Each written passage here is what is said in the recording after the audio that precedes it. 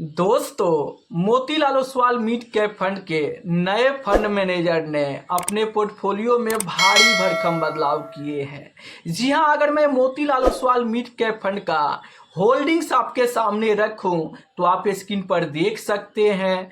पहले Motilal Oswal mid cap fund के holdings में मात्र 18 से 20 स्टॉक हुआ करता था, जो ये दर्शाता था कि इस मिड कैप फंड को काफ़ी ज़्यादा रिस्की बना के रखा था। मान लो कि पुराने फंड मैनेजर इस मिड कैप के होल्डिंग्स में मात्र 20 स्टॉक ही रखे थे और टॉप 5 स्टॉक की अगर पिटाई हो जाता तो इस मिड कैप फंड में भारी गिरावट देखने को मिलता। और यही हुआ, जो इस गिरावट में जब देखा गया तो इस मिड कैप में सबसे ज़्यादा गिरावट देखने को मिला है।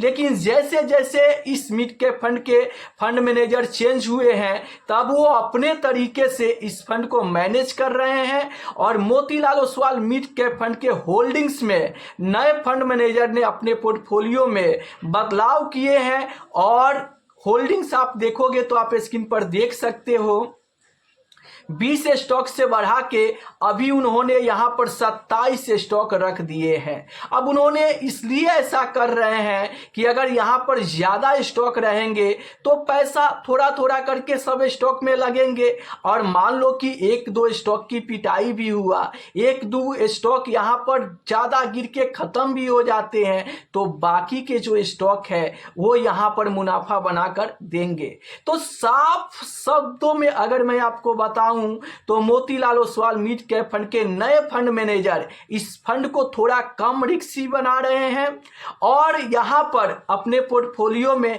स्टॉक की संख्या बढ़ा रहे हैं। क्योंकि अगर इस फंड की यूएम साइज की मैं बात करूं तो 34,000 करोड़ से ज्यादा का यूएम साइज है। तो सिर्फ 20 स्टॉक जो पुराने फंड मैनेजर रखे थे, ये काफी इस फंड को रिस्की बनाकर रखा था, जो कि नए फंड मैनेजर आते आते ही अपने पोर्टफोलियो में 20 स्टॉक से बढ़ाकर 27 स्टॉक कर दिए हैं, जिसके चलते इस फंड में थोड़ा रिस्क कम देखने को मिल रहा है। और अभी तो आप जानते ही है कि वार शुरू हुआ है, तो इसका असर अभी इस फंड पे देखने को नहीं मिलेगा। हो सके कि यहाँ पर फंड मैनेजर बेहतरीन तरीके से काम कर रहे हैं तो अगले 6 महीने बाद, 3 महीने बाद इसका असर इस फंड पे देखने को मिले और गिरावट थोड़ा कम होते हुए नजर आए। तो अगर आप Motilal Oswal mid cap fund में इन्वेस्टमेंट करते हैं तो आपको क्या करना चाहिए, चलिए मैं आपको डिटेल में बता देता हूं। जबकि कल एक सवाल भी आया था, आप देख सकते हैं दिलीप पटेल जी का, कि मोतीलाल ओसवाल मिड कैप में बहुत लॉस हो रहा है, 2.5 ईयर से 2 केवी का एसआईपी चल रहा है, चेंज कर दूं या कुछ अमाउंट लमसम कर दूं। तो देखिए, गिरावट में Motilal Oswal mid cap fund में बहुत ज़्यादा गिरावट हुआ है, ये तो हम मानते हैं।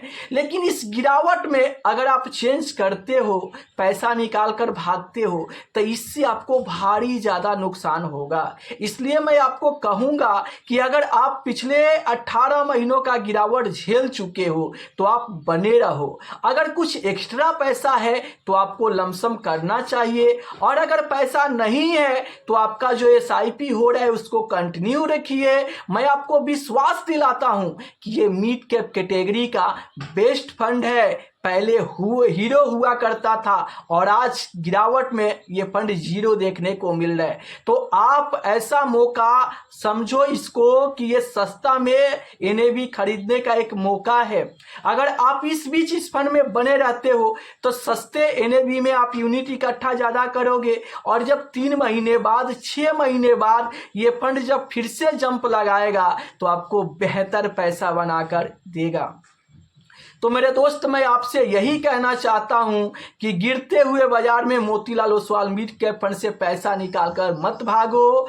आप कुंडली मारकर बैठे रहो। लंबे समय में अगर यहां से आप कम से कम 5 साल भी इस फंड में बने रहते हो तो ये फंड आपको तूफानी रिटर्न बनाकर देने का दम रखता है। ये मैं नहीं, पहला हिस्टोरिकल डाटा बता रहा है कि मिड कैप कैटेगरी का राजा है ये फंड और बेहतर रिटर्न बनाकर इन्वेस्टर को दिया है, तो आने वाले समय में भी देने का दम रखता है। लेकिन कोई गारंटी नाम की चीज नहीं होता है। अगर आप बने रहते हो तो मुनाफा आपको ही मिलेगा, अगर आप इस गिरावट में पैसा निकाल कर भागोगे तो इससे नुकसान आपको ही होगा। इसलिए मैं आपको यही सलाह दूंगा कि कुंडली मार के इस फंड में बैठे रहो, लंबे समय में बेहतर मुनाफा बन सकता है।